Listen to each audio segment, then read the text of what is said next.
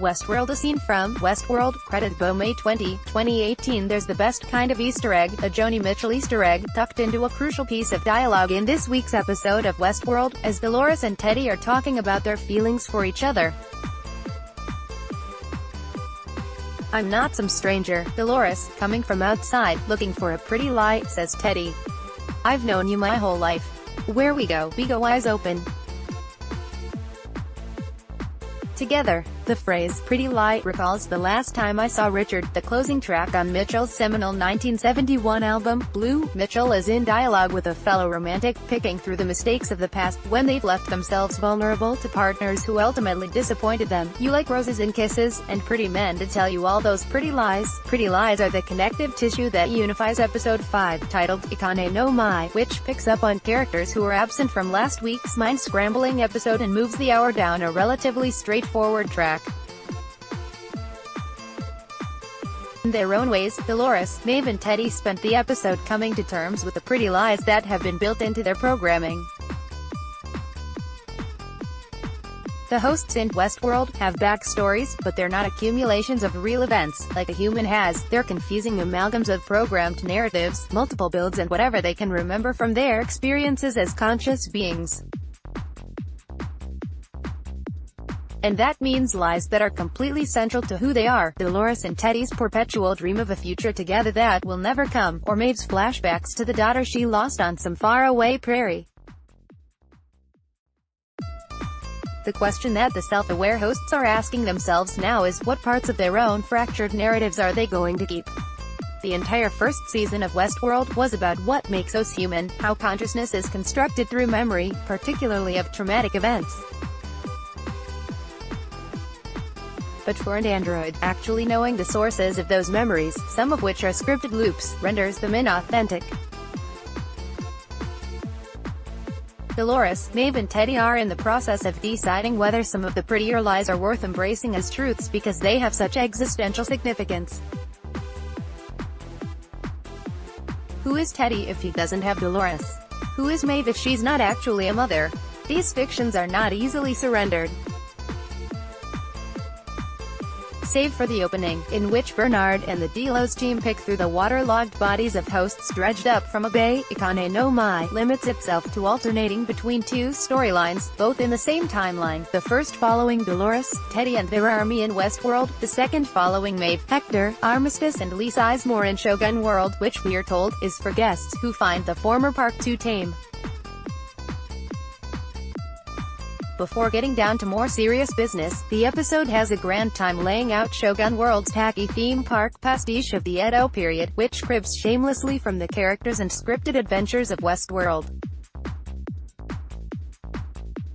"You try writing 300 stories in 300 weeks, says Sizemore." The familiar Sweetwater heist scene, set here to a Japanified version of Paint It Black, plays out here with new weapons but mimicked choreography. Delos always seemed like a spare no-expense operation, but even it has found ways to cut corners. The Westworld hosts all have Shogun World doppelgangers, and Maeve finds hers in Akane, whose protective treatment of her geishas, particularly the vulnerable Sakura, has the effect of affirming Maeve's motherly instincts. Sizemore reminds Maeve again that her so-called daughter doesn't exist, and she threatens to snap him like a matchstick. She is committed to pursuing this essential part of her being, regardless of how irrational the quest. When Akane chooses to defend Sakura rather than escape with the group, Maeve recognizes herself in her. Some things are too precious to lose, even to be free, and Maeve is feeling her power, too. If she can will her adversaries into killing themselves or each other, then maybe she can bend other aspects of reality and unreality to her will. Back in Westworld, Dolores and Teddy's return home to Sweetwater prompts them to reflect on what home really means. Dolores reminds Teddy that they existed before Sweetwater did, but he simply can't keep up with her more advanced and calculated line of thinking. his idea of breaking out of their loops is for him to finally fulfill the promise he made to Dolores every day, to find some corner for themselves in this beautiful world and find happiness together. But Dolores's time as a moony-eyed prairie woman is over. She counters his proposal with a story about her father's disease-ridden cattle and how he saved the herd by burning the weak and infected among them, which had the side effect of repelling the flies responsible. They are not on the same page. Dolores isn't like Maeve. Her eyes are open to the world as it really is, or as she understands it, anyway, and she's determined to reject every falsehood programmed into it and into her. Yet even Dolores cannot shake her connection to her father or to Teddy, whom she's seeking to remake rather than destroy.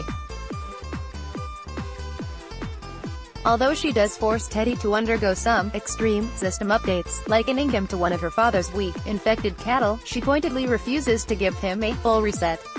There's a piece of him she wants to keep, some part of his construct, and hers, that she can't bring herself to deny.